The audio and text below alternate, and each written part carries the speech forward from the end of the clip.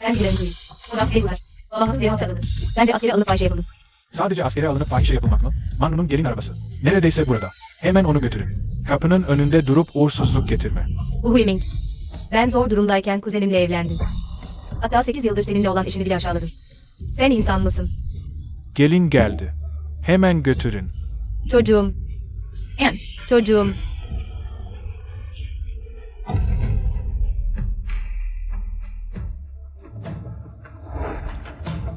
Lin kızı, bu güzelliğinle ne yazık ki ordu zafer kazandıktan sonra. Asker fahişeleri gene eve girmek zorunda. Ancak bir asker seni isterse kurtulursun. Vince Howlin ne kadar güzel olsa da başkasının terk ettiği bir kadın. 2 çocuk annesi. Hangi erkek onunla evlenmek ister? Ben evlenirim. İmparatorumuz binlerce yaşasın. Wingian, benimle gerçekten evlenmek istiyor musun? Tabii ki. 3 yıl önce orduyla sefere çıktığımda. Sadece zor durumda bir prenstin. Sen hayatını riske atarak beni kurtardın. Ben vefasız biri değilim. Bu hayatta. Senden başkasıyla evlenmem. Ama ben... Bir ikinci eş olmak istemiyorum. 2 çocuklarımdan ayrılmak istemiyorum. Merak etme. 3 gün sonra sadece görkemli bir düğünle seni evime getirmeyeceğim. Çocuklarını da ödüllendireceğim. Tamam. Seni bekleyeceğim. Zhao Zhao. İmparator. Bu Huiming, ne yapıyorsun burada? Zaha Sao, nasıl 3 yıldır askerde? Eskisinden daha genç ve güzel oldun. Sevdiğini çiçek gibi beslersin. 8 yıl boyunca büyük bu ailesini yönettim. Yapraklarım soldu, çiçeklerim soldu. Ama 3 yıldır askerde. İmparatorun şefkatiyle büyüdüm. Tabii ki güzelleştim. Açık konuş. Ne yapıyorsun burada? Seni eve götürmeye geldim. Benimle gel. Yüzünle gelmeye cesaretin mi var? Şimdiki imparator vefalı olmasaydı, sadece eşine iyi davrananları göreve getirmese, senin halini umursamazdım. Zhao Zhao. Bu 3 yılda çok acı çektin, içinde kin var biliyorum. Seni telafi etmek için elimden geleni yapacağım. Maalesef seni hayal kırıklığına uğratacağım. Bu 3 yılda ordudaki tüm kadınlarla. Hepsi sağ salim geçti, günler zor sayılmaz. Bütün gün erkeklerle birlikte yaşıyorsun, hala sağ salim. Ne kadar pis olduğunu bile bilmiyorsun. Burada kendini temizmiş gibi gösterme, haddini aşma. Lin Hanım'a saygısızlık etme. Sen kim oluyorsun? Bana emir vermeye cüret ediyorsun. Sadece size tavsiye vermek istedim. Lin Hanım'ın arkasındaki destek çok değerli. İyi düşünün sonra hareket edin. Hımph. Onu bu kadar koruyorsun. O senin müşterin mi? Efendim saçmalama. Lin Hanım orduda herkes tarafından sevilir ve sayılır. Kimse saygısızlık edemez, sevilir ve sayılır. Bence Genelev numaraları çok iyi. Kapa çeneni köpek. Lin Shaolin, pişman olmaktan vazgeçme.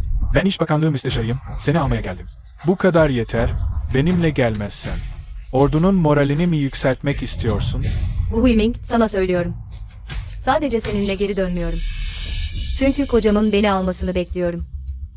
Yeniden mi evleneceksin? Anladım, savaştan sonra kimsenin istemediği ordu kadınları. Sadece Genelev'e düşer, sen de o. Karısını alamayan askerlerle evlenirsin, kendini düşürürsün, değil mi? Kim sana söyledi? Kocamın asker olduğunu.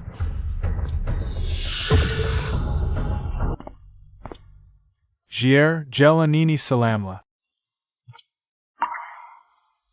Anneciğim. Çocuğum.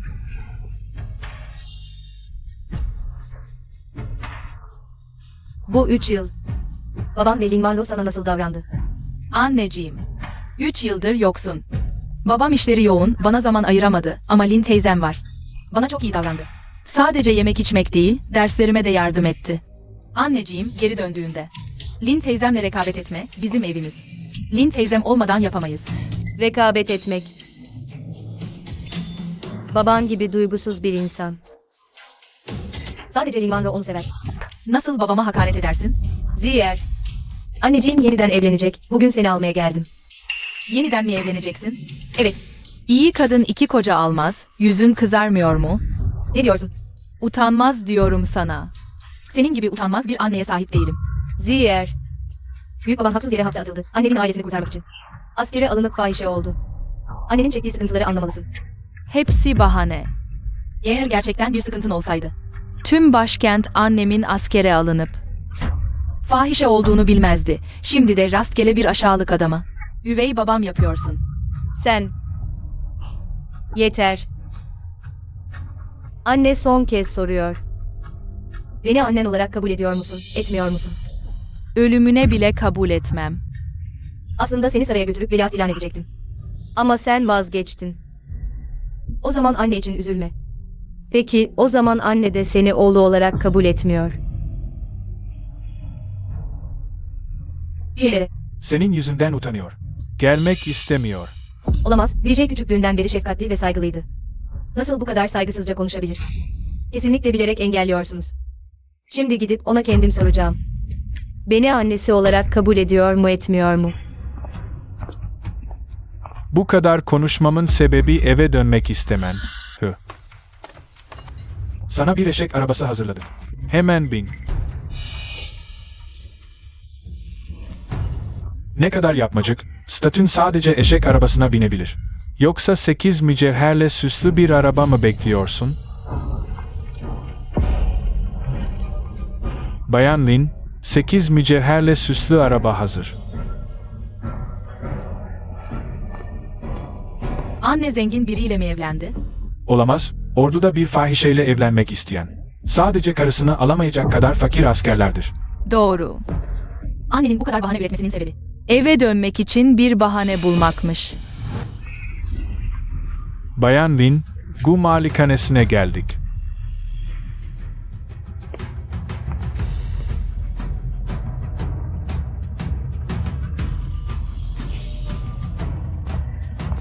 Kuzen geldi. Garip, 3 yıl orduda eziyet çekmiş. Demirden olsa bile erirdi. O nasıl daha da güzelleşmiş. Vaner endişelenme, birkaç güne bir. Manastıra gönderip kurtulurum, bu 2 gün sabret. Roll yap. Kocacığım merak etme. Ben kuzenim gibi. Seni zor durumda bırakmayacağım. Teyzeciğim, içeri buyur.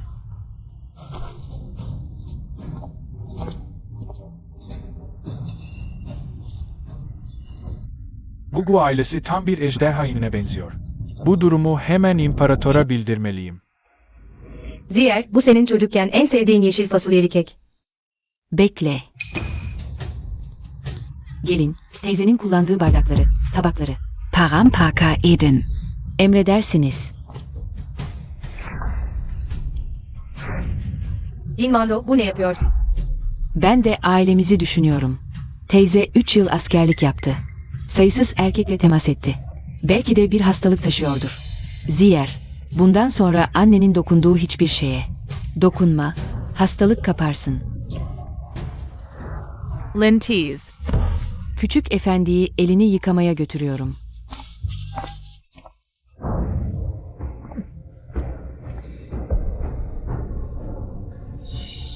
Bu kadar temizliğe düşkünsen. Neden hala benim çeyizimi taşıyorsun? Aman tanrım, bunun teyzenin çeyiz bileziği olduğunu bilmiyordum. Öyleyse, kırarım o zaman. Şimdi ben de sana dokundum. Kendini öldür. Çok ileri gidiyorsun. Kendisi söylemedi mi? Dokunduğum her şeyin bu evden yok olması gerektiğini. Kocacığım, belki de teyze çeyiz bileziğini aldığım için kızmıştır. Beni aşağılamak istemiştir. Bilerek yapmadım. Sadece bir bilezik. Vaner artık evin hanımı. Alsın, kırsın, ne olur ki? Kır o zaman. Hepsini kır, beni ilgilendirmez. Zaten birilerle birlikte saraya gidiyoruz. Bu kadar zamandır evdeyim. Kızım Vijay nerede? Acele etmeyin teyzeciğim. Temizlik bittikten sonra görüşürsünüz. Gelin. Wayner. Delirdin mi sen? Acele etme, sıra sende. Bana vuruyorsun. Hala 3 yıl önceki. O büyük vezirin kızı olduğunu mu sanıyorsun? Ben hala o küçük memur muyum? Sana söylüyorum. Şimdi personel bakanlığında 6. dereceden memurum. İmparatorun gözdesiyim. Senin gibi küçük bir askerle evlenen biri. Ayakkabılarımı bile bağlayamaz. Sen nasıl imparatorun yakını olduğunu iddia edersin? İmparator eşine haksızlık ettiğini, evladına şefkat göstermediğini biliyor mu? İmparatorun eşine ya da çocuğuna kötü davranmadım ki. İmparatorun böyle şeylerle uğraşacak vakti mi var? Merak etme, imparator çok yakında öğrenecek. Sen şimdilik bu personel bakanlığı memurluğunun son günlerinin tadını çıkar. Çünkü birazdan elinde hiçbir şey kalmayacak. VJ, hadi gidelim. Lin Shaolin, neyin kafasını yaşıyorsun? Sana söylüyorum. Bugün Guje'yi bu malikanesinden çıkarırsan, o bir suçlunun kızı olacak. Onun Gu ailesinin adını taşıyarak rezil olmasına izin vermeyeceğim. Bugünden itibaren o artık kocamın soyadını taşıyacak. Hangi ailenin soyadı? Bu ailesinden daha ünlü olabilir. Büyük Liang Krallığı. Shao ailesi. Kraliyet soyadı. Ne cüret. Bir ordu kadını. Bugünkü imparatora göz dikmeye cüret ediyor. Ben imparatorla evlendim. Yalan söylüyorsun. Nasıl anladın? Çünkü ben kraliçeyi gördüm. İmparator, aslında böyle yapmanıza gerek yok. Bu kadar yeterli değil. Saraya döndüğümüzde seni hemen kraliçe ilan edeceğim. İmparator Hazretleri, Memurlar Bakanlığı Müsteşarı Gu Huiming görüşmek istiyor. Kükak Mimar Gu Huiming. İmparatoru selamlıyor. İmparatorumuz binlerce yıl yaşasın. Demek sen bu himingsin. Başını kaldır ve konuş. Küçük memur cesaret edemez, imparatorun bedenine. Küçük bir katkıda bulunabilmek bile büyük bir şans. Gu Huiming, gönderdiğin bu şeyin ne gibi bir etkisi var? Bu ses, eski eşime benziyor gibi geldi. Kesinlikle olamaz. İmparator, kutsal bir varlık, nasıl olur da? Orduya gönderilen bir suçlunun kızına göz diker, kraliçe hazretlerine bildiriyorum. Bu 1000 yıllık ginseng, siz ve imparator birlikte tüketin. Kesinlikle sizin ve imparatorun ilişkisini güçlendirir, mutlu bir ömür sürersiniz. Düşüncenizi takdir ediyorum. Hediyeyi geri götürün. Eski kocanın hediyesi, uğursuzluk getirir diye korkuyorum. İmparatorun yanındaki kadın, nazik ve şefkatli, senin gibi değil. Bir kükreyen aslan. Şimdi imparatora delicesine aşık olman bir yana. Yanında bir de sürüklenen bir çocuk var, dışarı çıktığında. Muhtemelen bir dilenci bile seni istemeyecektir. İmparator Hazretleri, 10 kilometrelik düğün alayı hazır.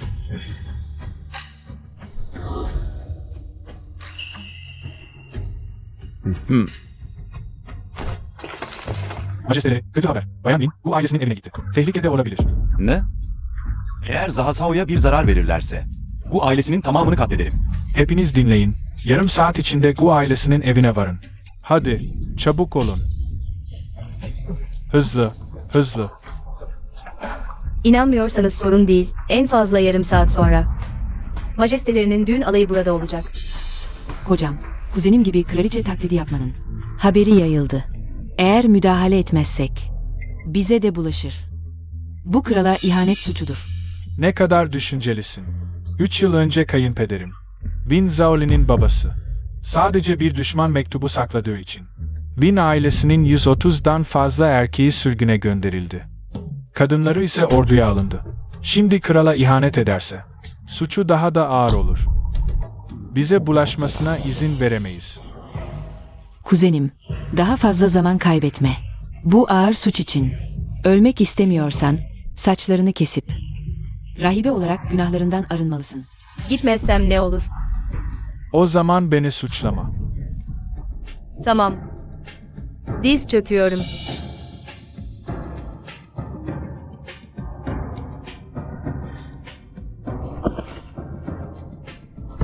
Jalen, makas getirin. Majesteleri, bekleyin. Hari Kabak-Oel. Kız kardeşin seni tapınağa götürsün, orada kal.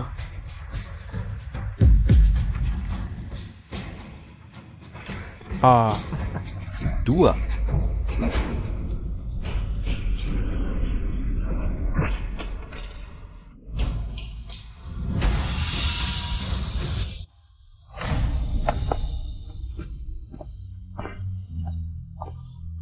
Yao Zhao. İyi misin? Bingyan, iyi ki zamanında geldin, yoksa kızım ve ben tehlikede olurduk. Benim karımı ve kızımı aşağılamaya cesaret ettiniz. Nasıl ölmek istediğinize karar verdiniz mi? Kocam, bu kim? Giyiminden belli. Bin Zaolin'i almaya gelen bir asker. Kendine kralın yakını diyorsun, kral karşında. Tanımıyorsun bile. Ha, ne kralı?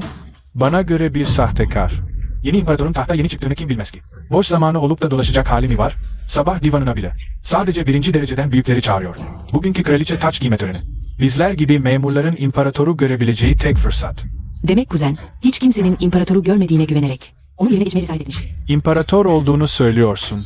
Peki yanındaki özel hadımın, muhafızların, hizmetçi kızların nerede? Tek başına imparator numarası yapıyorsun. Acele etme. Benim adamlarım gelince ölüm vakti gelecek. Kocacığım, boşuna onlarla konuşma. Direkt hepsini tutuklayıp imparatora teslim edelim. Tamam. Muhafızlar. Gu Huiming. Bir imparatoru öldürmenin cezasını biliyor musun? Hafifse 1000 parçaya bölünürsün. Ağrıysa 9 soyun kurutulur. Ölümle burun buruna gelmişsin, hala ağzın laf yapıyor. Görüyorum ki sizler, tabut görmeden gözyaşı dökmeyeceksiniz. Hadi üzerlerine. Ah, durun hemen. Ah, köleniz geldi. Köleniz 1000 kere ölmeyi hak ediyor. Li Hadım efendi. Bu herif kim öyle? Nasıl siz bile ona diz çöktünüz? Kör mü oldun sen? O şu anki. 1. Derhal saraya dönün. Saray hekimini çağırın. Peki bunlar ne olacak? Sonra hallederiz onları.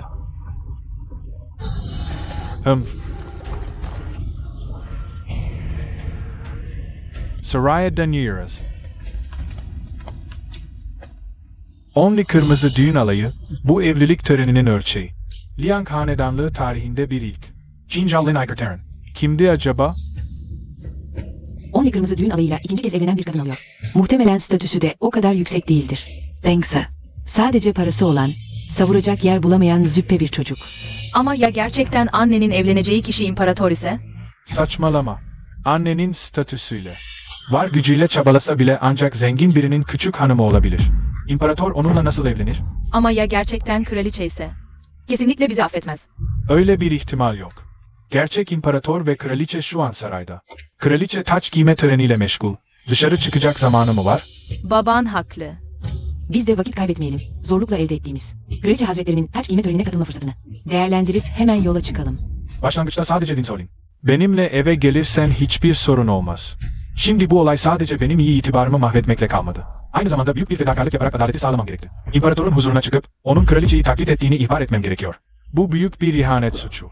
Sadece ihbar etmek yetmez. Dedikleri gibi ne kadar çok hediye o kadar iyi.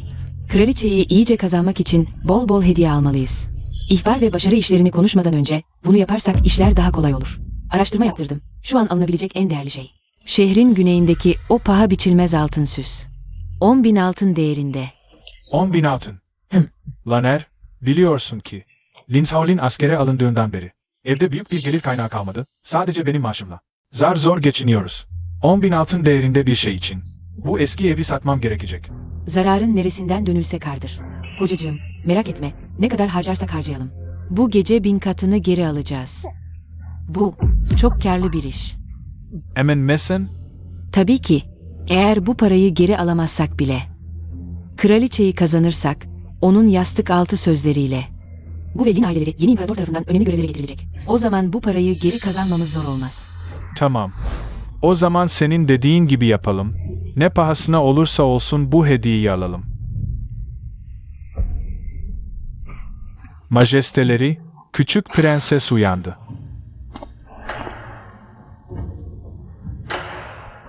Bir, nasıl hissediyorsun? Viri'yi, anne, neden bana prenses diyor? Anne, gerçekten imparatorla mı evleneceksin? Evet. Harika, anne kraliçe olacak. Vir artık bir yük mü olacak? Saçmalama. Bir her zaman annesinin en değerli kızı olacak. Annen seni bir hazine gibi görüyor. Ben de onu sevdiğim için seni de. Bir elmas gibi değerli buluyorum. Lin teyze de yeni geldiğinde böyle demişti. İmparator farklı, bak bu yiyeceklerin hepsini imparator. Senin için özel olarak seçtim. Vay canına, hepsi benim sevdiğim şeyler. Seni babam olarak sevdim. Birazdaki taç giyme töreninde seni resmi olarak prenses ilan edeceğim. Hala bana baba mı diyeceksin? Baba. Anne, ben prenses oldum. Peki ya ağabeyim? Abin, düşmanını annesi olarak kabul etti ve saraya gelmek istemedi. Bundan sonra ben de onu oğlum olarak görmeyeceğim. Baba, anne, ağabeyime bir şans daha verebilir misiniz? Lin teyze tarafından yoldan çıkarıldı ama özü iyi. Anne senin ağabeyine şans vermiyor değil. Ağabeyin kendisi istemiyor. Tamam, şimdi dinlen. Baba ve anne taç giyme töreni için hazırlanıyor. Sen sadece Liang'ın büyük prensesi olarak huzur içinde yaşa.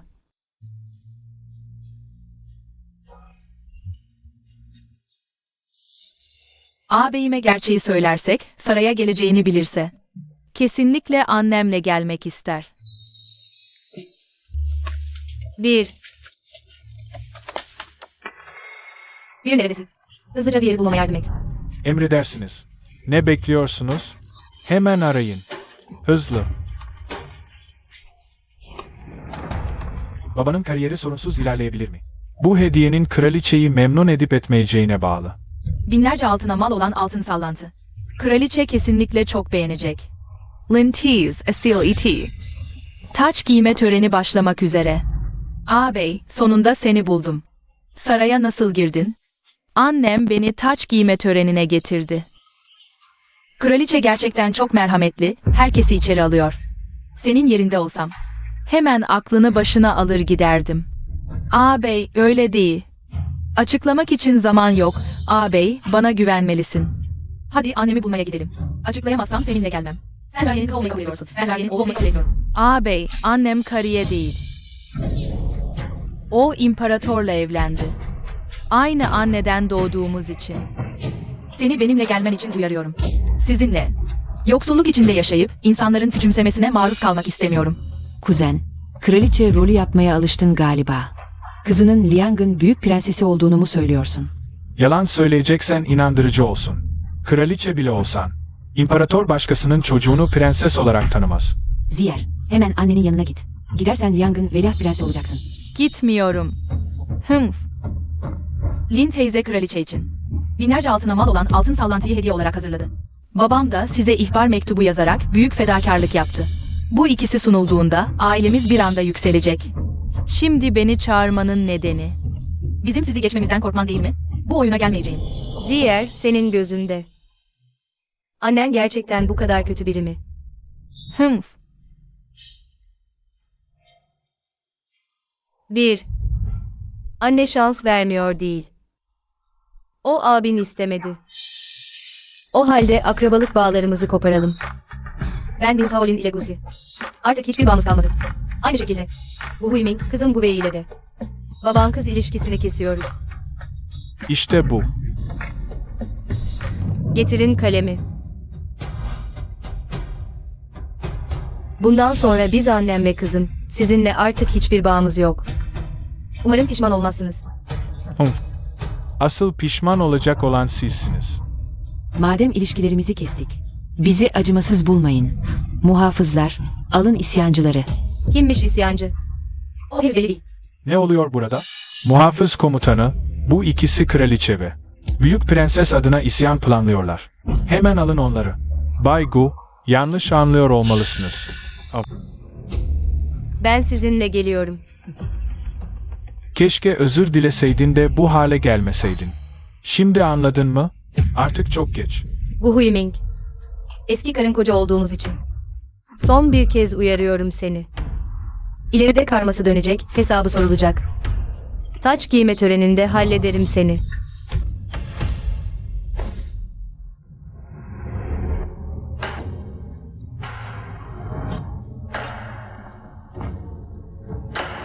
Anneciğim ne kadar güzel. Büyük prenses, artık anne demelisin. Anne. Ön salona geçiyoruz.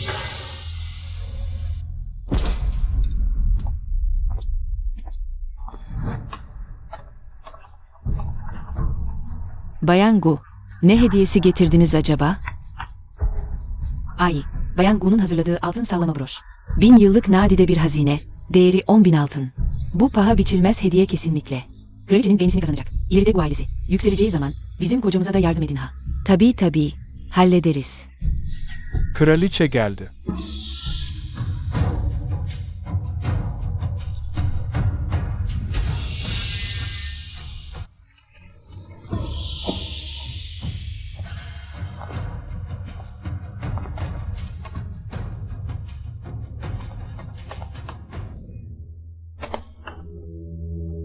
Kraliçenin yüzünü göremiyorum ki.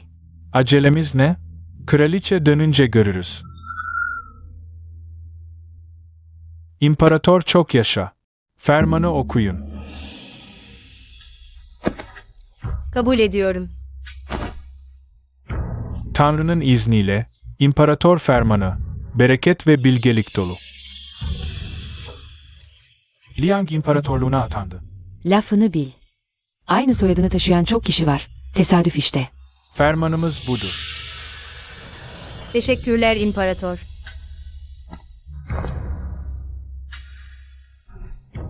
Kuzenim gerçekten kendini aşmış. Duyduğuma göre. Kraliçe Hazretleri sadece güzelliğiyle değil, zekasıyla da ünlü. Birkaç kez akıllıca planlar sunup düşmanı püskürttü ve majestelerini hayatını riske atarak kurtardı. Ama kraliçenin yan profili neden anneme bu kadar benziyor? Ne saçmalıyorsun? Başkaları duyarsa. Hepimizin işi biter. Tamam, anladım.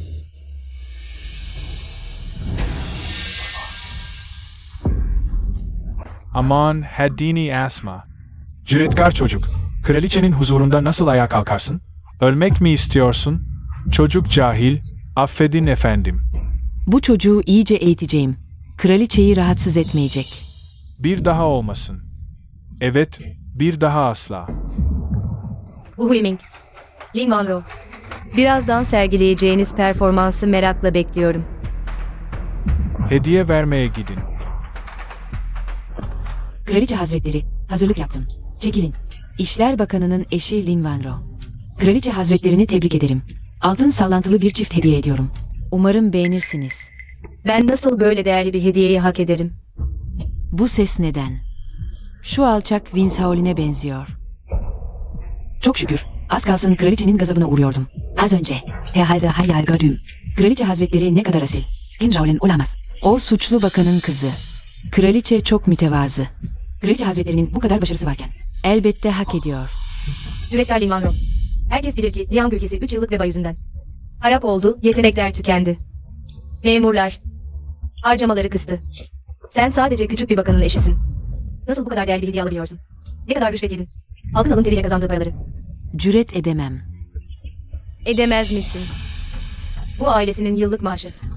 Ve evlerin toplamı sadece 3000 gümüş. Bu sallantı ise 10.000 değerinde. Aile mezarlığını 3 kez satsan yetmez. Rüşvet değilse nasıl elde ettin? Bu kraliçe nasıl bu kadar her şeyi biliyor? Evimizin yıllık gelirini bile biliyor.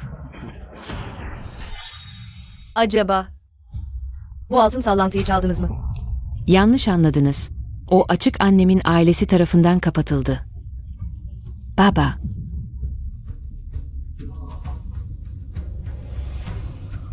Kraliçe hazretlerine arz ederim. Kızımın söylediği her kelime doğrudur.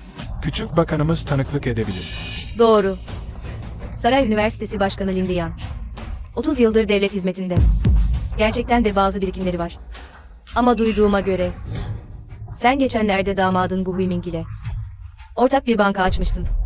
Kıtlık yılına denk geldi. Çoktan gelir gideri karşılamıyor. Peki nasıl destek olacaksın? Bu özel hesapları sadece Zhaolin biliyor. Yoksa Zhaolin imparatoriçe mi?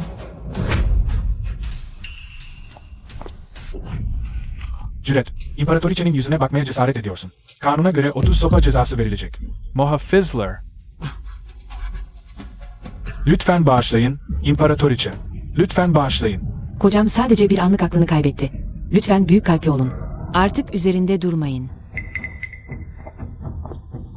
Ölüm cezası affedilir ama yaşam cezası kaçınılmaz. Sizi cezalandıracağım.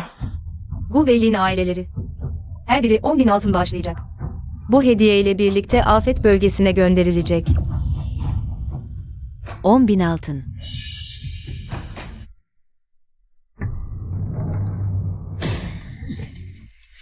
Seni Bella. Keşke seni damat olarak kabul etmeseydim. Baba, lütfen kocama vurma. O da böyle olacağını düşünmemişti. Ve sen.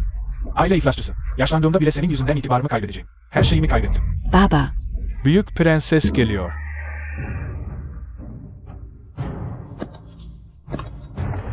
Prenses bin yaşasın. Büyük prenses, yavaş olun. Kardeşim, Ciret, büyük prensesi görüp diz çökmüyorsun. Beceriksiz. Neden ona diz çökeyim? Aslında ben onun. Sen delirdin mi? Bu büyük prenses. İmparator tarafından atanan Büyük Liang Prensesi. Prenses. Yoksa annem gerçekten imparatorla mı evlendi? Ve imparatoriçe mi oldu? Kardeşim, annemle saraya gidersen prenses olursun. O zaman ben de annemle saraya gidersem tahtın varisi olmaz mıyım? Ağabey, annem karıya değil, imparatorla evlendi. Aynı anneden doğduğumuz için. Seni benimle gelmen için uyarıyorum. Ben seninle. Berbat bir hayat yaşayıp ömür boyu hor görülmek istemiyorum. Hayır. Kız kardeşim bana söylemişti. Nasıl inanmamışım? Yeter, ağlama. Baş prensesin gazabına uğradın. Bugün öleceksin. Baba, görmedin mi? Baş prenses orada. Bakanlar ziyafete katılıyor. Gidelim.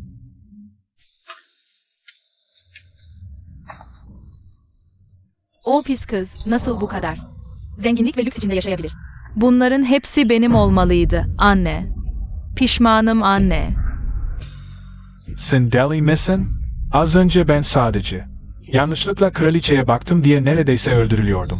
Sen nasıl halkın önünde bağırırsın? Kes sesini. Ölmek istiyorsan bizi de tehlikeye atma. Hayır, o. Kapa çeneni. Bir kelime daha edersen seni öldürürüm. Bu gürültüde ne? Kraliçe Hazretleri, hiçbir şey yok. Ama az önce birinin anne diye bağırdığını duydum. Evet, oğlum annesini özlemişti ama annesi benim tarafımdan boşandı. Şimdiki imparator, eşler arasındaki uyuma çok önem verir. Açıkça emretti ki memurlar eşlerine ve çocuklarına iyi davransın. Sen nasıl karını boşarsın? Kraliçe Hazretleri bilmiyor. Eski karım. Sadece sürgün edilmiş bir suçlunun kızı değil, affedilmiş olsa bile. Pişman olmadı. Kraliçenin kimliğine bürünüp her yerde dolandırıcılık yaptı. Neyse ki şimdi muhafızlar tarafından yakalandı. Yalan. Asıl sen önce Lin Manuel'i aldatıyordun. Sonra sadık karını terk ettin. Sonra da zenginlik uğruna. Eşlik bağlarını hiçe sayıp sadık karının öz kızını öldürmeye çalıştın.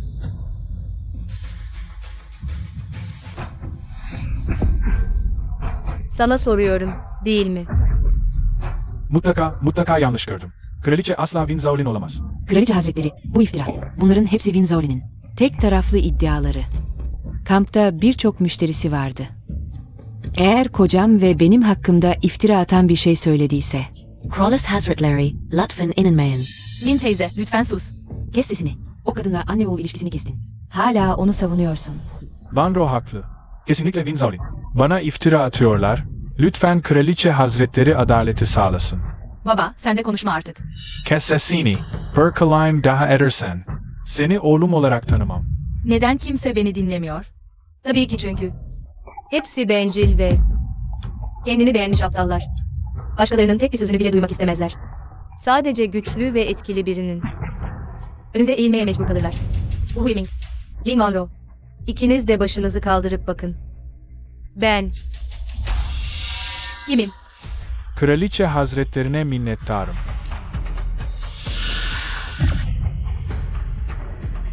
Aa, Winzaolin, sen gerçekten kraliçe misin?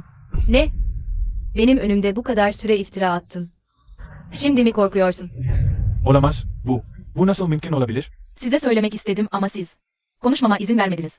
Bu noktada hala inatçısın demek ki. Bizzat harekete geçmem gerekecek. Muhafızlar. Olamaz. Bu doğru değil. Senin küçük bir askerle evlendiğini gözlerimle gördüm. İmparator senin gibi sürgün edilmiş bir suçlunun kızıyla nasıl evlenir? Kesinlikle sahtesin, Kraliçe Hazretleri. kesinlikle. Kraliçe Hazretlerine biraz benzediğin için. Buraya sızdın. Muhafızlar. Hemen bu kraliçe taklidini. Dışarı atın. Wanro Huiming. Bu da neyin nesi? Baba, hala tanımadın mı? O benim kuzenim. 3 yıl önce ilişkini kestiğin yeğenin. Qin Zhaolin. Beyler, o kraliçe falan değil. Boşadığım eski karım. Winzaolin, sadece sürgün edilmiş. Bir suçlunun kızı. Hayatı boyunca imparatorla evlenmeye layık değil. Üstelik evlendiği kişi sadece orduda küçük bir askerdi. Bu ne cüret? Kraliçe Hazretlerini taklit etmeye nasıl cüret edersin? Profesör Lin, onun bu saçmalıklarına inanıyor musun? Başka biri olsaydı, yaşlı adam inanmayabilirdi. Ama sen, Jean Jalen, sadece suçlu bir bakanın kızı değil, aynı zamanda ikinci evliliği yapmış bir artık değilsin. Ne dersen de, bu altın sarayın hanımı olmaya layık değilsin. Bu yüzden, bu kraliçe tahtına çıkmaya kesinlikle layık değilsin. Muhafızlar, onu tutuklayın.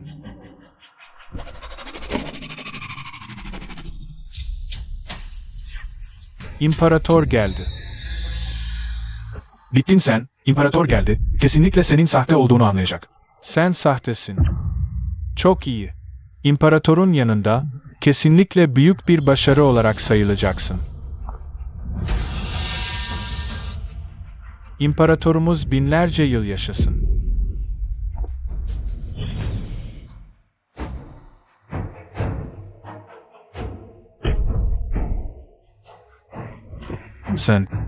Sen imparatorsun. Ne? Kıyafet değiştirdin. Ve beni tanıyamadın.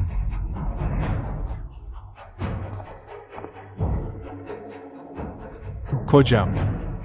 İmparatoru zaten görmüşsün. Ne zaman? Zaha, iyi misin? İyiyim, imparator zamanında geldi. Ben buradayken. Kimin cüret edeceğini görürüm. İmparatoru ve kraliçeyi görüp saygı göstermiyor musunuz? Diz çök. Hayır, hepsi sahte. Sahte. O imparator değil, sahte. Evet, bu tamamen saçmalık. Bir yanlışlık olmalı. Kes sesini. Baba, beni neden dövüyorsun? Sizi iki ahmak, beni öldürmeye mi çalışıyorsunuz? Kör gözleriniz, o şu anki imparator. İmkansız, yeni imparator aceleyle tahta çıktı. Sarayda neredeyse hiç kimse onun gerçek yüzünü görmedi, kayınpeder. Yanılıyor olabilir misiniz? Saçmalama. Bu senin rütbenin yetersiz olduğu için, imparatoru görmeye layık değilsin. Ben bizzat imparatorla yüz yüze görüştüm. Gu Huiming. Lin Van Ro, siz Gu ailesinde. İmparatorun kraliçesine ve büyük prensesine hakaret ettiniz. Ve imparatoru öldürmeye teşebbüs ettiniz. Hangi suçu hak ediyorsunuz? Bittiniz, siz. Siz imparatoru öldürmeye çalıştınız. Baba çabuk bir çare bul. İmparatoru öldürmeye teşebbüs 9 soyu yok etme suçu. Sen de kaçamazsın. Sen. Öldürülmeyi hak ediyor. Şu anki durumda, tek çare dikkati başka yöne çekmek. Önce imparatorun zayıf noktasını ele geçirmeliyiz. Ancak o zaman bir şansımız olabilir. İmparatorun zayıf noktası. Ken Shaolin. Affedin, majesteleri, kocam ve ben. Ülkenin bir anda yıkılmasına dayanamadığımız için bu çaresizliğe başvurduk. Sadece askere alınan bir kızın kraliçe olmasını engellemek için. Ne? Kraliçe askere alınan bir kız mı? Bu çok saçma. İmkansız. Doğru. Bu tamamen saçmalık. Bir kral, suçlu bir bakanın kızını mı alıyor? Üstelik ikinci evliliğini yapan, lekeli bir kadını. Bu duyulursa, tüm ülke bizi alaya alır. Akademisyen Lin haklı, bu hareket gerçekten çok sapkınca. Majesteleri, lütfen tekrar düşünün. Bu duyulursa sadece alay konusu olmayız. Ülkenin kaderini bile etkileyebilir. Ben karşıyım. Bu kızın kraliçe olmasına izin vermeyin. Lütfen emrinizi geri alın. Lütfen emrinizi geri alın, majesteleri.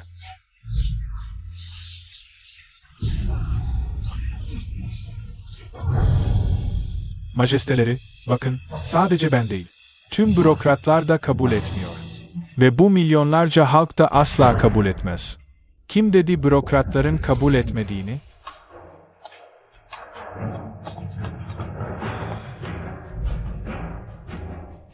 Kim dedi bu halkın kabul etmediğini? Sizler, yüksek makamlarda oturup erdemden bahseden büyükler. Biz fakir kadınların askere alınmanın acısını nereden bileceksiniz? Sadece kraliçe hanımefendi, merhametli kalbiyle. Sadece hayatımızı kurtarmadı. İffetimizi de korudu. Evet, ablam hayatta dönebildiği için bir evimiz var. Kraliçe hanımefendi sayesinde, annem, huzurlu bir yaşlılık geçirebiliyor. Majesteleri, bu, halkın yazdığı binlerce imzalı dilekçe. Hepimiz destekliyoruz. Bin kızının kraliçe olmasını.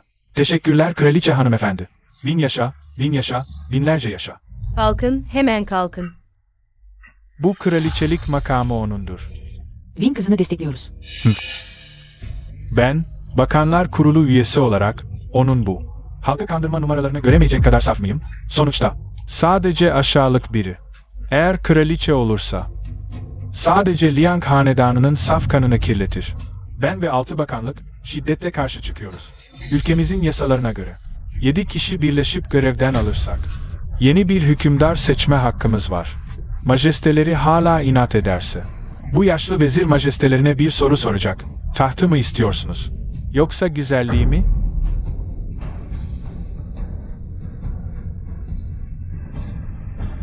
Hı.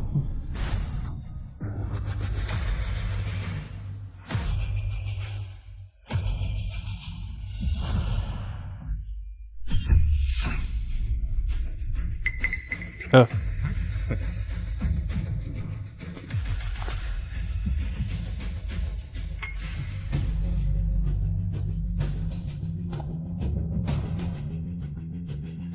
Hı.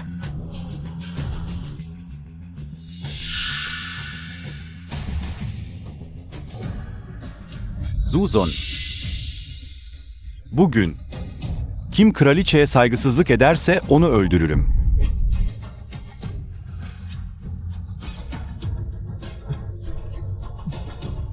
Majestelary, aklınızı mı yitirdiniz? Zalim hükümdar. Majesteleri. Tüm dünyaya karşı benim için. Buna değer mi? Yoksa unuttunuz mu? 20 yıl önce sarayda hor görülen 9. prens olduğumu. Sadece sen yanımdaydın ve zekanla. Beni diğer prenslerin elinden kurtardın. Demek majesteleri hala hatırlıyor. Asla unutmadım. Bu yüzden sürgün cezanı. Bizzat orduya katılıp seni korudum. Şimdi sen benim kraliçemsin. Bir koca olarak bu tahtı istemesem bile. Seni yalnız bırakamam. Majestelerimiz gerçekten duygusal ve adil. Kesinlikle bazıları gibi eşini ve kızını terk eden değil. Tam bir canavarlık. Evet, böyle bir pislik memur olamaz. Onu vahşi topraklara sürmeliyiz.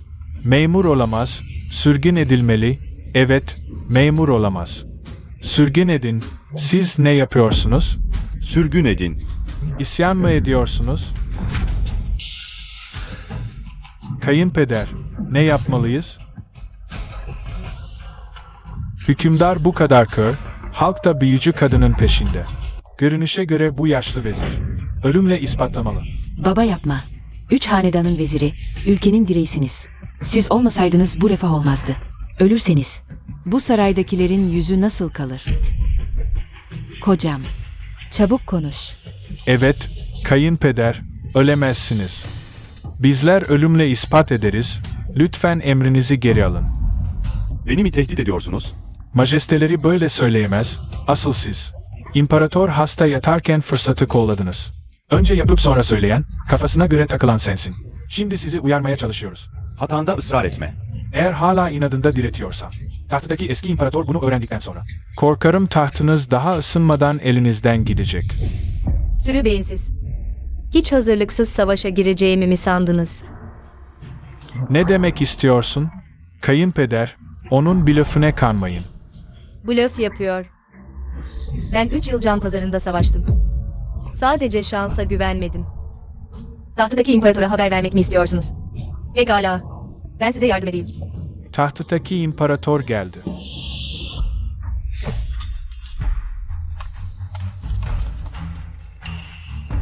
Bu neyin nesi? Bildiriyorum tahttaki imparator. Sizin haberiniz yok. İmparator genç ve ateşli, herkese gizlice. Sürgün edilmiş bir kızı imparatoriçe yapmak istiyor. Biz yaşlı vezirler olarak ölümü göze alarak uyarıyoruz. Bu Qin Zhaolin. Açıkça benim onayladığım imparatoriçe. Neyin derdindeler? Akademisyenliğin. Söyle bakalım. İmparatorun suçu ne? Madem tahttaki imparator burada, açık konuşayım. İmparatorun bu hareketi, tam bir akılsız hükümdarlık. Yıllarca okuduğu kitaplar boşa gitti. Cüretine bak. Kes, iyi ilaç acı olur. Doğru söz acıdır, tahttaki imparator. Çabamı anlayacaktır. Kesinlikle bu saçmalığı onaylamaz. Ataların yolundan sapmayın. Alkak herifler. Söylediğiniz saçmalıkları bizzat. Ben onayladım. Ne? Yani demek istediğiniz, ben akılsız hükümdarım? Böyle demedim. Bence çok cesursunuz. Hizip Koro. İmparatorumu tehdit ediyorsunuz. İsyan mı çıkaracaksınız? Muhafızlar, akademisyenliğini alın ve şiddetle dövün. Aman tahttaki imparator. Biz sadece şaşırdık.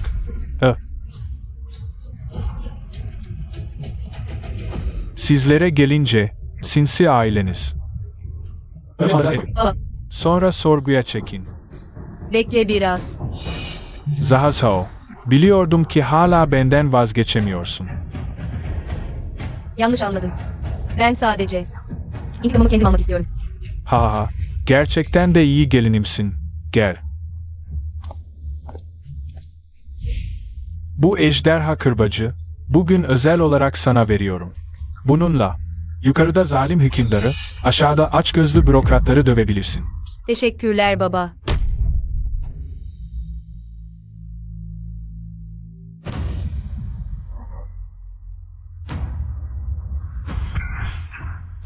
Zahazhao, ne yapıyorsun? Tabii ki kinimi kine, intikamımı intikamla alacağım. Zahazhao, atasözünde dendiği gibi. Bir günlük evlilik 100 günlük sevgiye bedeldir. Hele ki biz çocukluk aşkıyız. Bu kadar yıllık sevgiyi, iyiliğe kötülükle karşılayamazsın. İyilik mi? Ne iyiliği? Ailem dağıldığında. Beni boşayıp karıya alarak evden kovduğun iyilik mi? 3 yıl savaşta olduğum sırada Linmanro ile işbirliği yaparak. Öz kızımı aşağılayıp ezdiğin iyilik mi? Son devrimi sömürmek için beni eve geri alıp sonuna kadar aşağılayarak keşiş olmaya zorladığın iyilik mi? Zhao Zhao. Hiç bilmiyordum ki. Bu yıllarda bu kadar acı çekmişsin. Önemli değil. Çektiğim bu acıların faiziyle geri alacağım. Evet, böyle pislikler ölmeli. Kesinlikle. Dövün onları. Dövün şu köpek çifti. Dövün onla. Dövün köpek çiftini. Dövün onla. Dövün şu köpek çiftini. Dövün onları. Babanın borcu oğluna, vuracaksan ona vur. Baba, nasıl beni kalkan olarak kullanırsın? Senin öz oğlunum ben. Kes sesini, anne yüreği, annen sana vuramaz. Bu Huiming. Bu kadar basit numaralarla beni caydırabileceğini mi sandın? Muhafızlar. Bu Huiming üstüne kafa tuttu. Dışarı çıkarıp ağır şekilde dövün. Kraliçe hazretleri, merhamet.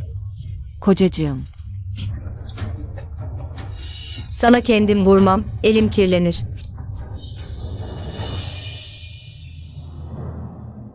Sen de. Anne, o an aklım karışmıştı. Şimdi hatamı anladım. Bana bir şans daha ver. Tövbe etme fırsatı ver. Tövbe mi? Dünyada yapılanlar öyle pişman olunca düzelmez. Kraliçe nasıl bu kadar acımasız olabilir? O daha sadece bir çocuk. Üstelik senin öz evladın. Kaplan bile yavrusunu yemez, bu kraliçe. Çok taş kalpli, ne kadar acımasız bir kadın. Böyle biri nasıl ülkeye annelik yapıp haremi yönetebilir? Beni eleştirmeden önce. Önce şuna bir bak.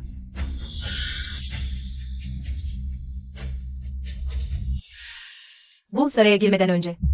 Oğlumun bizzat imzaladığı ayrılık belgesi.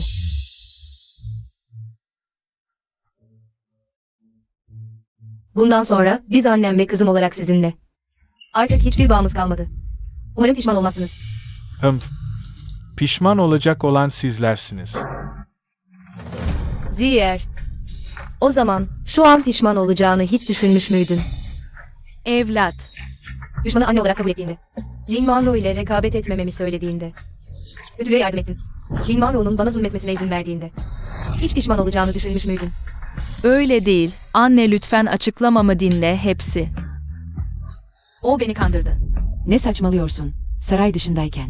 Hala beni annen olarak kabul ediyordun. Böyle sadakatsiz ve saygısız biri.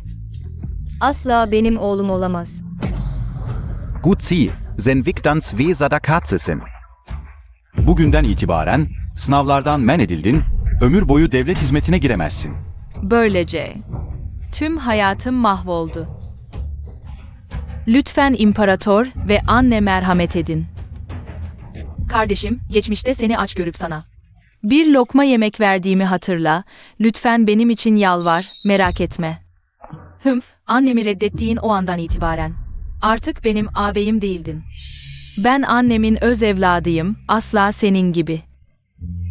Nankörlük edip anneme ihanet etmem. Bir ne kadar sadık ve terbiyeli, bundan sonra anne. Sadece seni kızım olarak tanıyacağım. Hepsi senin yüzünden, sen olmasaydın annemi nasıl reddederdim? Şimdi, sadece veliahtlığımı kaybetmedim.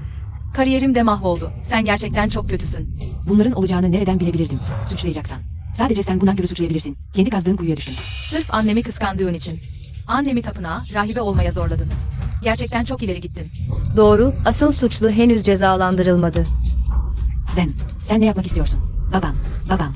Yeni imparatoru görevden alabilecek bir devlet adamı. 3 hanedanın sadık bakanı. Bana dokunursan, babam bunun peşini bırakmaz.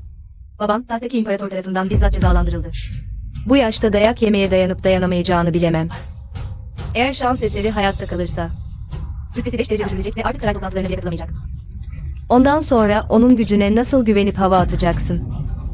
Peki ya kocam? Söylemesen unutacaktım. Muhafizler. Uhu Mingisra'dan bir vatandaş statüsüne düşürün. Tüm mal varlığına el konulacak. Bu nasıl olabilir? Acele etme, sıra sende. Ahlaksız davranışların nedeniyle saçlarını kazıtıp rahibe olmalısın. Muhafızlar, Bayan Gu'nun saçlarını kazıyın. Kız kardeşin seni tapınağa götürüp Buda'nın huzurunda yaşamaya devam etsin. Hayır, olmaz. Saçlarım olmadan insan içine nasıl çıkarım? Beni öldürsen daha iyi.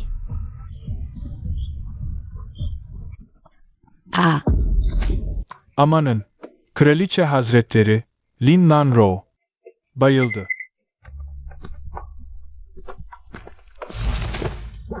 Kraliçe Hazretlerine bildiriyorum. Gu Hui Ming de bayıldı.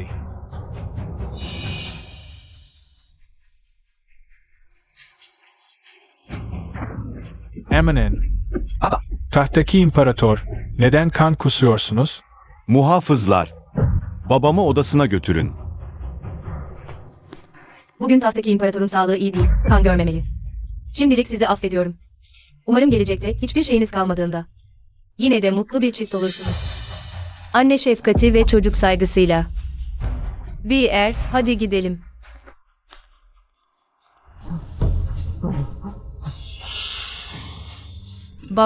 Baba, iyi misin? Lin teyze, lütfen uyanın. Uyan baba. Bu nasıl oldu? İmparator Hazretleri, bu 3 yıldır. General Kin'i aklayan kanıtları topluyordunuz. Az önce bulundu. Tahttaki imparator okuduktan sonra. General Kin'e haksızlık yaptığını fark edip öfkeden. Kin kastı. Babamın masumiyetini kanıtlayan şey neydi? General Kin'i sürgüne gönderen sahte vatan hainliği belgeleri. Birisi tarafından taklit edilmiş. Evet. Yazı neredeyse tıpatıp aynı. Bunu mutlaka tanıdık biri yapmıştır. Kim olduğunu biliyorum. İyi gelinim. Zhao Borara. Sana karşı mahcup hissediyorum. Win ailesi nesiller boyu sadık kaldı. Baban da. Ömür boyu imparatora ve vatana sadık kaldı. Ama ben onu haksız yere suçladım. Düşmanla işbirliği yapmakla. Win ailesinin tüm fertlerini sürgüne gönderdim. Bazılarını askere aldırdım. Askerlik yapmaya zorladım. Tam bir zalim imparatordum. Ölümü hak ettim. Baba. Bu tamamen sizin suçunuz değil. Kötü niyetli insanlar tarafından kandırıldınız. Neyse ki şimdi bu kişinin kim olduğunu biliyorum. Kim? Majesteleri, onun itiraf etmesini sağlayacak bir yolum var. Ancak imparatorun 2 ferman çıkarması gerekiyor.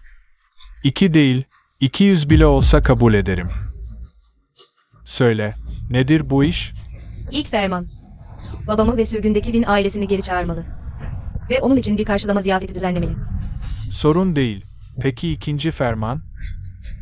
İkinci ferman. Tabii ki suçluları da bu ziyafete davet etmeli.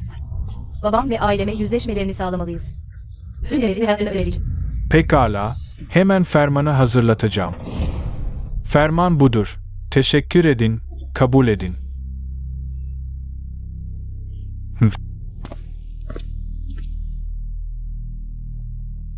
Kocacığım, İmparator bizi 10 gün sonra saray ziyafetine davet etti.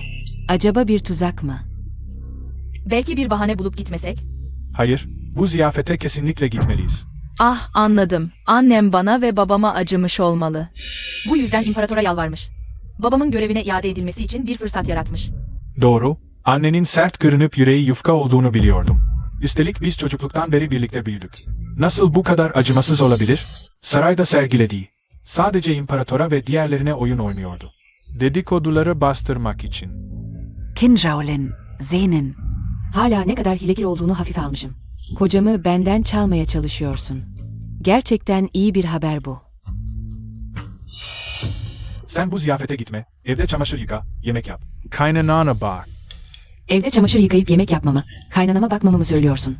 Şimdi ne paramız var ne de hizmetçimiz. Bu kaba işleri tabii ki sen yapacaksın, yoksa benim gibi bir erkeğin yapmasını mı bekliyorsun? Gelecekte saraya girip Büyük Liang'ın veliahtı olacağım. Bu işi yapmam için hiçbir neden yok.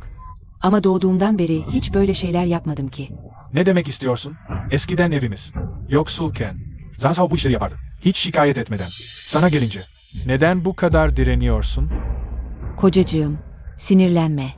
Ben yaparım.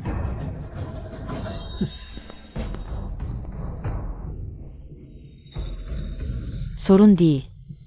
En fazla 10 gün yorulurum. Saray ziyafeti bittikten sonra tekrar refah içinde yaşayacağız.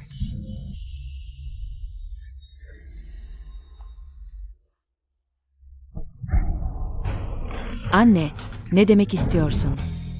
Ne yapıyorsun? Bu ne biçim yemek böyle? Eski gelinimle kıyaslandığında yaptığın çok kötü. Sanırım benim gibi yaşlı bir kadına hizmet etmek istemiyorsun. Bu yüzden bana böyle davranıyorsun. Saçmalama. Ben 3. dereceden bir büyük bilginin kızıyım. Sana yemek yapıyorum. Sen minnettar olmak yerine kusur buluyorsun. Gerçekten nankörsün. Yemek istemiyorsan aç kal. Eskiden Zazao hiç karşılık vermezdi. Sövse bile sesini çıkarmazdı. Sen nasıl bana karşı gelirsin? Gör bak, seni döveceğim. Kendini tut. Ben Win Zaolin değilim. Eğer becerebiliyorsan onu geri çağır da sana baksın. Lin Monroe. Anneme iyi bakmanı söylemiştim. Sen böyle mi bakıyorsun? Kocacığım, yanlış anladın. Önce kayınvalidem. Oğlum, şu karına bir bak. Ah, neredeyse beni öldürecek. Öyle değil, kocacığım. Açıklayayım. Keşke seninle evlenmeseydim. Kocacığım, nereye gidiyorsun? Zahazhao'yu bulup onu ikna edeceğim. Kocacığım.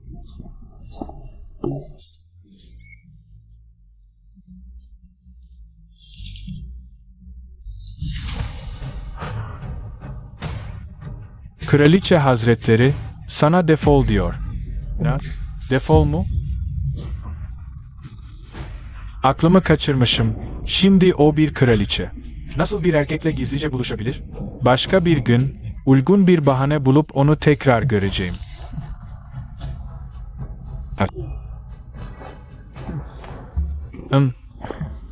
O 30 sopa kafasına mı geldi? Yoksa onu aptallaştırdı mı?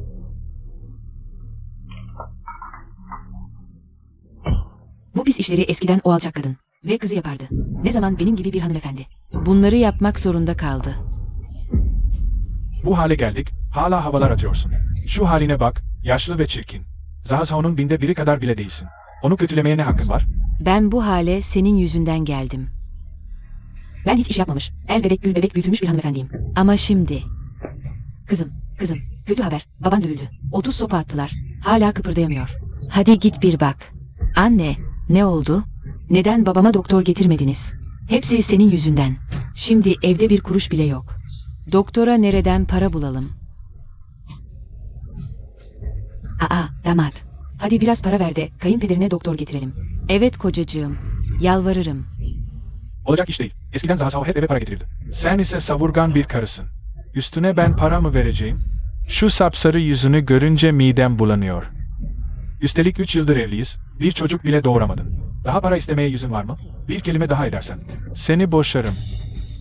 Tamam. Konuşmayalım. Konuşma. Şimdi seni boşarsa. Nereye gideceksin? İşte böyle, bilesin. Kesin Kinjaolin. Bir şeyler söylemiş. Ondan böyle oldu. Vince Haolin, seni asla affetmeyeceğim. Fakir çiftlerin derdi bitmez.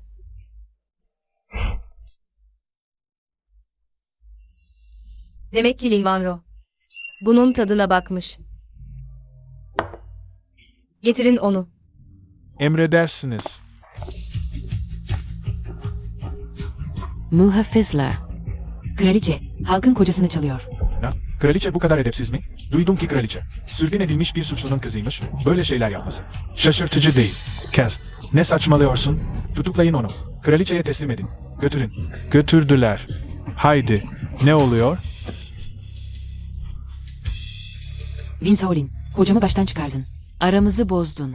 Ne niyetin var? Bildireyim kraliçe hazretleri. Gu Huiming yine saray kapısında yatıyor. Asılmış, gitmiyor. Anladın mı? Ya kocanı alıp gidersin ya da ben sizi hepinizi kovarım.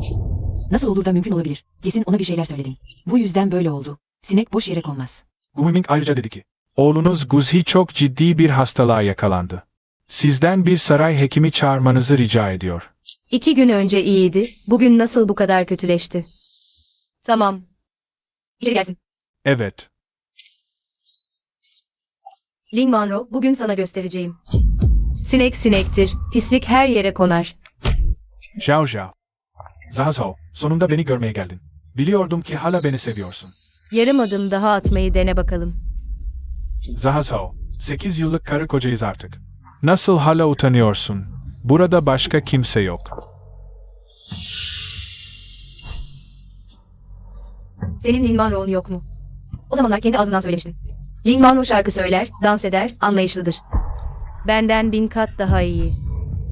O sarı yüzlü kadın, yemek yapamaz, kaynanasına bakamaz. Sadece büyük harcamalar yapar, ailesine para yollar. O sana nasıl kıyaslanabilir ki? Onunla birlikte olmamın sebebi. Sadece geçici bir hevesti. Zahazhou, şimdi anladım ki. Sadece seni seviyorum. 13 yaşında tanıştığımız günden beri. Kalbimde başkasına yer yok. Lin Manro ile evlenmem. Sadece Gu ailesini ve çocuklarımızı korumak içindi. Zhao Zhao, sana yemin ederim ki, geri döndüğümde, Lin Manro'yu boşayacağım. Tekrar barışalım, olur mu? Geri dönmeyi bekleme. Lin Manro tam burada. Şimdi onu boşa. Gu Huiming seni alkak herif. Gözümün önünde bana ihanet ediyorsun. Seninle hesaplaşacağım. Beni bırak, yoksa kaba davranırım. Bana vurmaya cesaretin mi var? Açıkça söylemiştin. Bana bir parmağını bile kaldırmayacaktın. Seni kaba kadın, burada yaygara çıkarma, bir kelime daha edersen. Dikkat et, seni hemen boşarım. Gerçekten beni boşayacakmışsın. Ha, Majesteleri, son günlerde Gu Huiming sürekli kraliçeyi rahatsız ediyor. Ne yapmak istediği belli değil. Anlaşıldı, çıkabilirsin. Evet.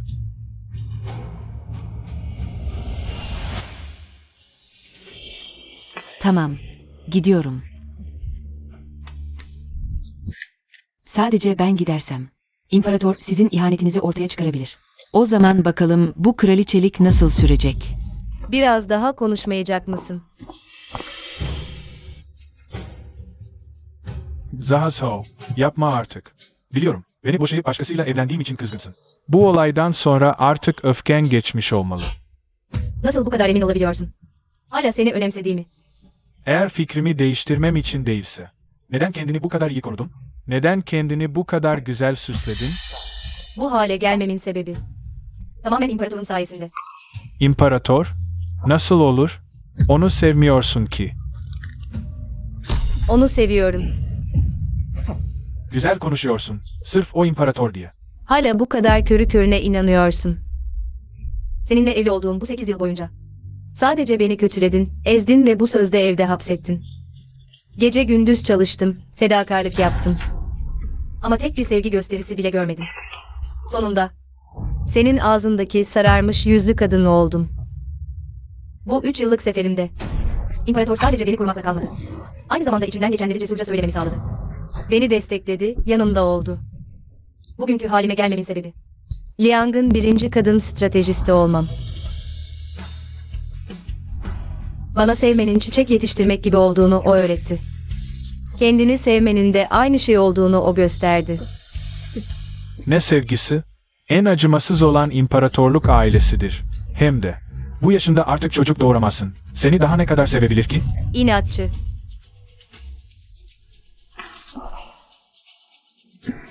Sen. Olamaz. Zhao Zhao. Wing Yan.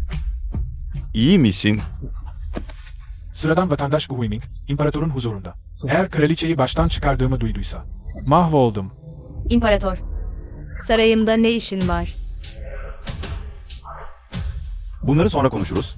Önce sağlığın önemli. Hizmetkarlar, saray hekimini çağırın. Abartmayın. Eski karımın sağlığını en iyi ben bilirim. Sadece midesi biraz rahatsız. Kraliçe nasıl? Majesteleri, kraliçe hamile. Hamile. Ben baba olacağım. Nasıl olur? O yaşlı bir kadın. Nasıl hamile kalabilir ki?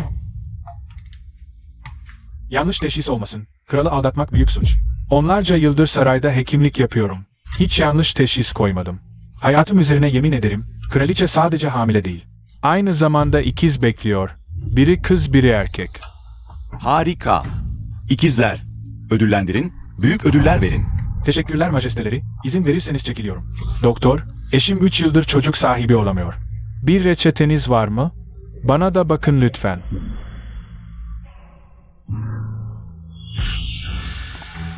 Gu Huiming. Beni bu bahaneyle boşayamazsın. Çocuk olmaması senin sorunun. Saçmalama. Bu konuyu evde konuşuruz. Gerek yok. Tam da saray hekimi burada. Size bir baksın. Kimin sorunu olduğunu anlayalım. Bakmaya gerek yok. Kesinlikle onun sorunu. Öyle olmayabilir. Senin dediğine göre çocuk sahibi olamayan. Senin gibi yaşlı bir adam olmalı. Ne yaşlısı? Ben daha 30 yaşındayım. 60 ya da 70 yaşında olsam bile hala gücüm yerinde. Saçmalama. Vücudun tamamen tükenmiş. 3 yıl değil. Bir ömür boyu çocuk sahibi olamazsın. Ne? Benim sorunum mu? Söylemiştim. Senin sorunun olduğunu. Saray hekimi, bir reçeteniz var mı? Deneyelim bakalım.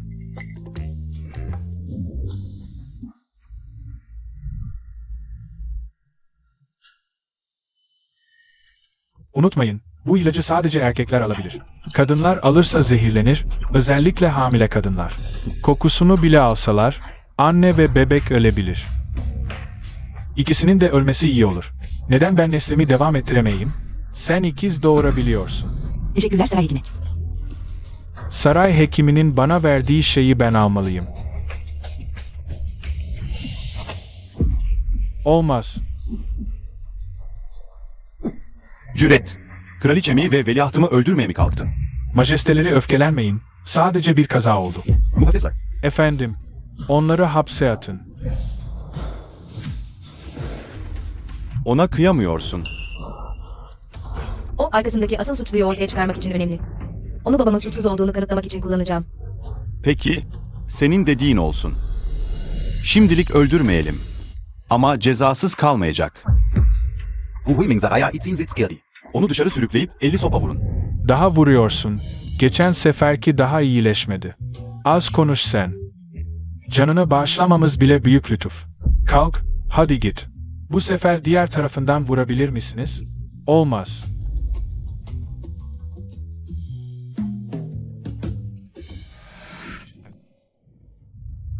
Hafif vur biraz. Artık uslanmışsındır herhalde. Ziyafette büyük imparatorun gözüne girince. O zaman işi biter. Kolay iş, Vince Howlin. Şimdi bir koz var. Bakalım kullanacak cesaretin var mı? Ne kozu? Duydum ki, kraliçenin yetkisini kullanarak sürgündeki babasını gizlice geri getirmiş. Yarınki saray ziyafetinden önce gelecek. Bu kellesi gidecek bir suç. Büyük imparator öğrenirse onu çok zor durumda bırakır. Ziyafette bu olayı. Büyük imparatorun önüne serince. İşi biter. Ha, Nasıl? Bir yerin incindi mi? bilginize, kraliçe hazretlerinin bir şeyi yok, veliaht da güvende. Çok iyi. İyi ki bir şey yok. Evet.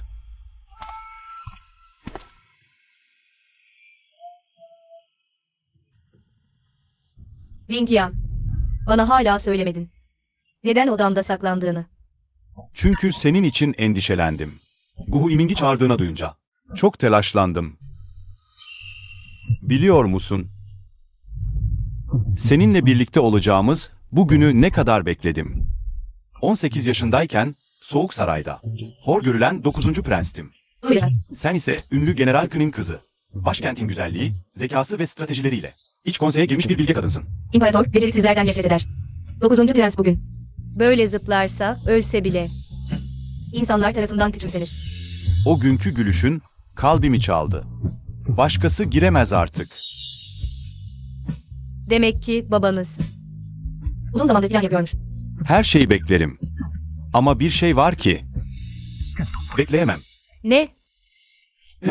Lu Weiming v. Lin Monroe. Onlar kötü niyet besliyor. Onlar bir gün burada olduğu sürece. Ben bir gün rahat edemem. Yarın babam döndüğünde saray ziyafetine katılacağız. O zaman ağımızı toplayacağız.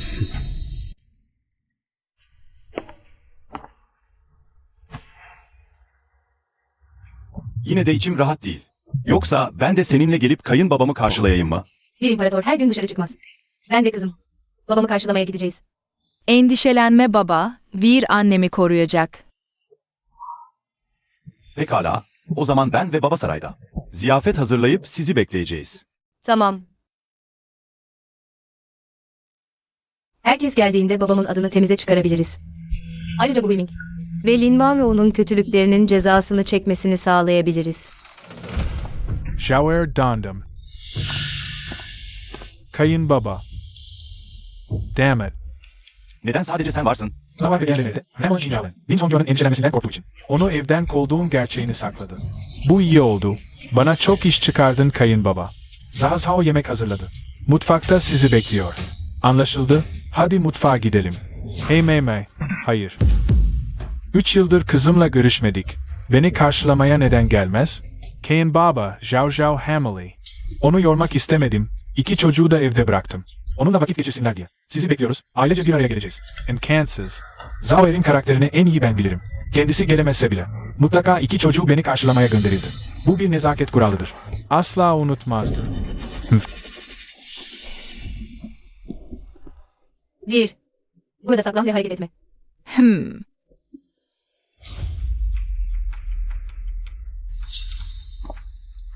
Baba. Zahoer. Demek Zahoer hamile ve odasında mı? Evet. Evet, seni kandırdım ihtiyar. Madem iyilikle olmadı, o zaman beni suçlama. Baba dikkat et. Sen ölümü göze almışsın. Ben savaş meydanlarında savaşırken. Sen daha annenin karnındaydın. Beni bırak yoksa seni. Çok zor durumda bırakırım. Söyle, neler oluyor? Baba burası güvenli değil. Benimle gel.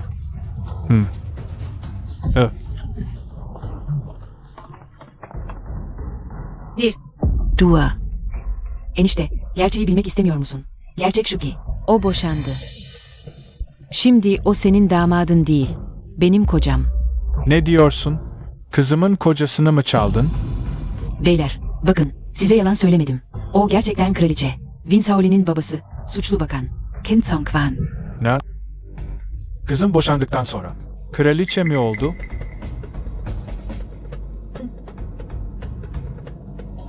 Zaham'ı kurtardığınız için teşekkür ederim. Demiştim ki, kızıma sadece imparator layık olur. Kes sesini. Beyler, bakın, şu an binlerce kilometre uzaktaki. Sürgün yerinde olması gerekirken, gizlice başkente geldi. Bunun, kraliçe ile kesinlikle bağlantısı var. Gerçekten Lin Song görmüş. Kraliçenin bu kadar cesaretli olabileceğini düşünmemiştim. Sürgün edilmiş bir suçluyu gizlice başkente getirmek. Bu büyük bir suç. Birleşip, onu şikayet edelim ve bu layık olmayan kraliçeyi başkentten kovaltalım. Kayınpeder, gördünüz mü? Yaptığım her şey kızınız içindi. Gizlice başkente dönmek büyük suç, bu yüzden mecbur kaldım. Sorunu özel olarak çözmeye çalıştım. Zhao Zao'yu riske atmak istemezsiniz. Kraliçelikten olmasın, değil mi? Baba onun saçmalıklarına inanma. Kızıma inanıyorum. Asla böyle bir şey yapmaz. Bu herkesin gözü önünde oldu. Şimdi ya tüm suçu üstlenirsiniz ya da sizi imparatorun huzuruna çıkarırız. Kararı o versin. Gelin, bu asi baba kızı tutuklayın. Büyük baba harika.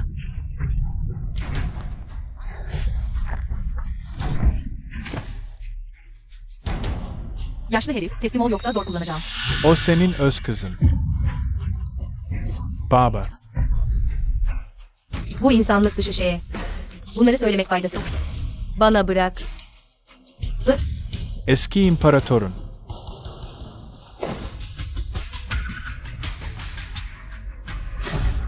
Ferman elimde. Kim bana karşı gelebilir? Kim benim hakkında konuşmaya cesaret verir? Siz bir serbest bırakın. Tahttan çekilmiş imparatorun fermanı. Kuzenim imparatoriçe olarak sahte bir ferman düzenlemek kolaydır. Sahte ferman düzenlemek, ne cüret. Bu ölüm cezası gerektiren bir suç. Üstelik, Babanın ayrıca yabancılarla gizlice işbirliği yapma şüphesi var. Onu izinsiz serbest bırakmaya cesaret ediyorsun. Böyle bir durumda, sadece imparatoriçe değil, binlerce kez ölsen bile yetmez. Gerçek mi sahte mi göremiyor musunuz? Hayır, bu ferman gerçek. Gerçek, gerçekten ferman. Evde 80 yaşındaki annem doğum yapıyor. İzin verin gideyim. Bekle, ferman gerçek olamaz. Eğer İmparator Win Songyuan'ı serbest bırakmak isteseydi, çoktan bırakırdı. Neden tam bu kritik anda? Üstelik şu ana kadar. Win Songyuan'ın davasının yeniden açılacağına dair bir haber duyulmadı. Bu iş. Kesinlikle Win Shaolin'in kendi başına yaptığı bir şey. Mantıklı. Merak etme, babam saray ziyafetinde önceden adamlarımızı yerleştirdi. Bu sefer kesinlikle başarılı olacağız. Muhafızlar, bu asi baba kızı. Yakalayıp imparatorun huzuruna çıkarın. Endişelenme baba. Onlarla saraya dönmek için can atıyorum. Peki, senin dediğin olsun. Küçüklüğünden beri zekisin, baba seni dinler. Birkaç kez zafer bile kazandın. Eme.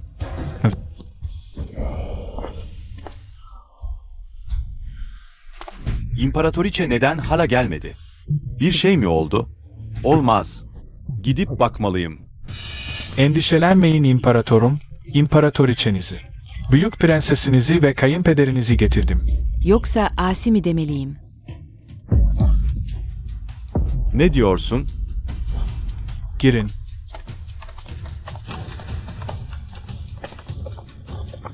Zhao Zhao.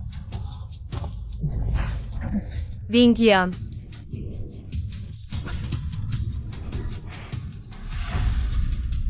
Gu Huiming, ne Küret. İmparatoriçeye saygısızlık etmeye cesaret ediyorsunuz. Endişelenmeyin imparatorum, ben de mecbur kaldım.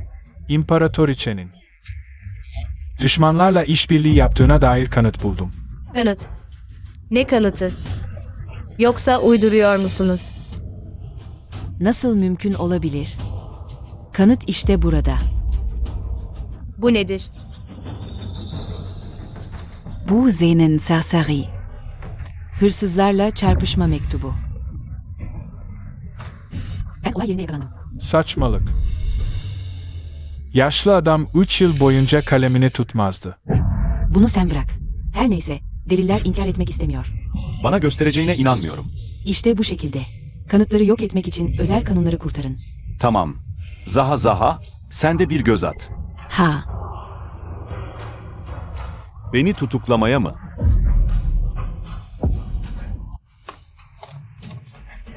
Kim hafif davranmaya cüret eder? şu an kanıtların hepsi elimde.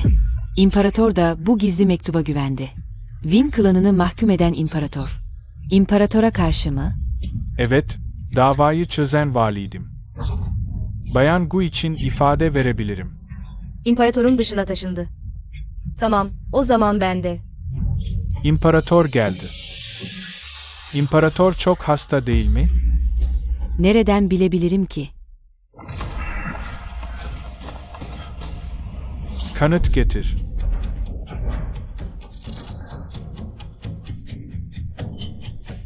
Bu doğru.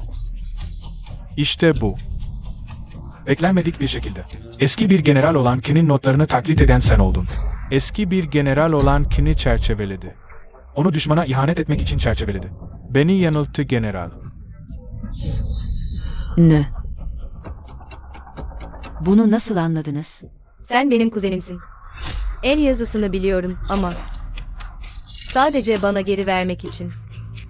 Sadece seni ağlara atabilirim ve sadece sen. Bu tümörü temizleyebilirim. Her şey önceden ayarlanmış. Benim ilk kadın askeri bölümüm. Bu bir isim mi? Anne harika. Kaplan babasının köpeği yok. Siz çocuklar bu kadar erken gizlice bir araya geliyorsunuz. Çok hayal kırıklığı yarattı. İmparatorun hayatını bağışla.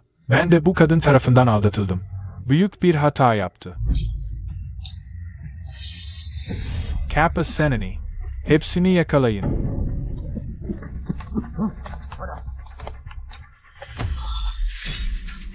Hayır, kabul etmiyorum. Neyi kabul etmiyorsun? Neden? Biz aslında kuzeniz. Ama sen doğuştan yetenekli ve güzelsin. Her şeyde benden üstünsün. Annem ve babam bile seni övüyor. Hatta sevdiğim kişi bile sadece seni seviyor. Bin ailesinin sana iyi davrandığını düşünüyordum. Demek böyle düşünüyormuşsun. Gerçekten de vefasızın tekiymişsin. Sahte iyiliğini bırak. Sen sadaka vermeyi seviyorsun. Cömert taklidi yapıyorsun. Ama ben senin istediğini yapmayacağım. Sana yakınlaşmak için numara yaptım. Seni uçuruma sürükledim ve başardım. Babam seninle ilişkisini kestiğinde umutsuz mu hissettin? Ailen sürgüne gönderildiğinde umutsuz mu hissettin? Kocan seni boşadığında umutsuz mu hissettin? Ha ha ha. Lynn Monroe. Kötülük yapanın sonu kötü olur, şimdi bu durumdasın. Sadece kendi yaptıklarının cezasını çekiyorsun. Muhafızlar, dışarı atın. Hayır. Neden? Zaten her şeyi elde etmiştim. Hep senin yüzünden, her şeyi benden çalmak istedin.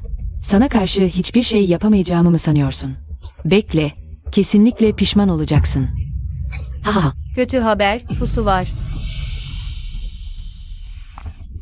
Muhafızlar, çabuk koruyun.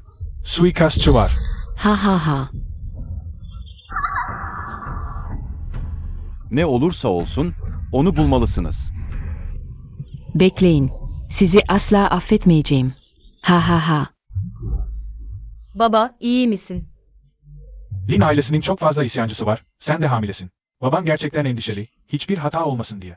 Kapıyı beklemeye geldi.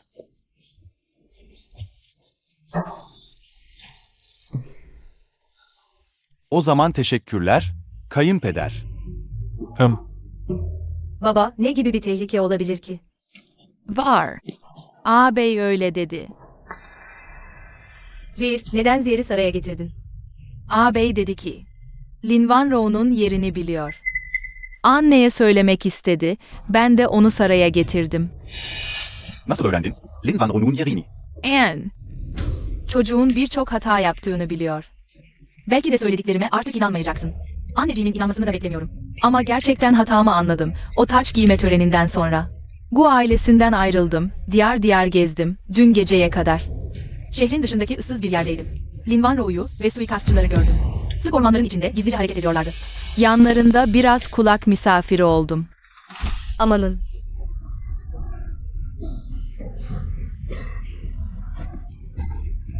Hanımefendi doğurmak üzere. Hemen ebe çağırın. Çabuk. Ben ebeyim. Kraliçenin doğumuna yardım etmeye geldim. Kabak kabak Harry.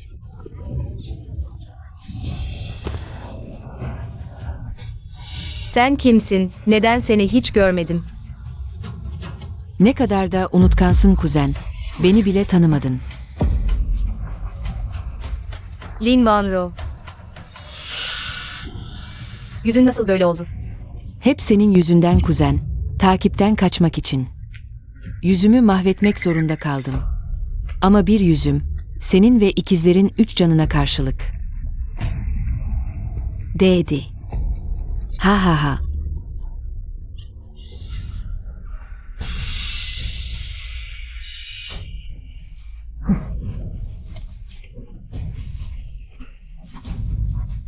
Korkma, ben buradayım. Bu nasıl mümkün olabilir? Bugün için. Tam 9 ay hazırlandım. Planım kusursuzdu. Nasıl bildiniz? Çünkü ben. Seni hain. Sen mi ihbar ettin? Baştan seni de öldürmeliydim. Nankör. Babanın intikamını almak için geldim. Kim dedi Gu Huiming öldü diye? Ne? Onu öldürmediniz mi? Seni bekliyorduk. Lin Van Ruyu götüren. Gu Yiming'le birlikte sonbaharda idam edilecek. Yaşarken aynı yatakta olamadık. Ölünce aynı mezarda oluruz. Ne güzel. Ha ha ha.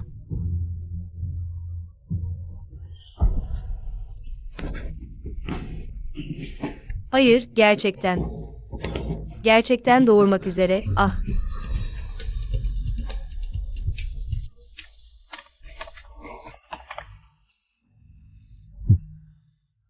Kraliçem ne kadar da güzel. Hadi canım sen de. İkizleri doğurduğumdan beri bir gece bile deliksiz uyuyamadım. Bugün babam bir yerin onlara bakması iyi oldu. Ancak böyle biraz gezebildim. Benim hatam, benim hatam. Şuna bakın. Vatan haini çift idam edilecek. Sana söylüyorum. O bir pislik, idamı hak ediyordu. Seni nankör, hain, cezanı bulacaksın. Asıl sen şeytani tilkisin. Aramızı bozmazsan. Nasıl bu kadar perişan bir duruma düştük? Bunların hepsi senin yüzünden. Seni 1000 parçaya bölsek bile nefretim dinmez. Care. Babamı affetmeyi kabul eder misin? Hımph. Belki bir sonraki hayatta. İnfazı gerçekleştirin.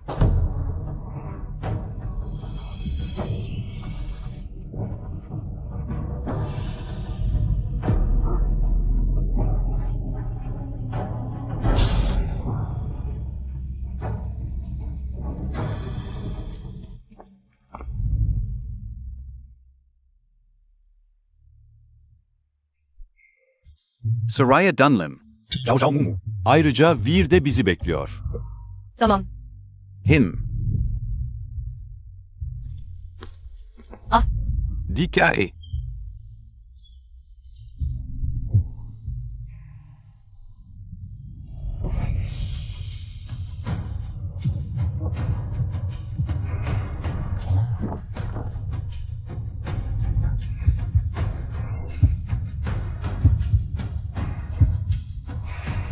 Sevdiğini çiçek gibi besle, kendini de öyle sev. Umarım karşılaştığın her insan iyi, yaşadığın her şey güzeldir.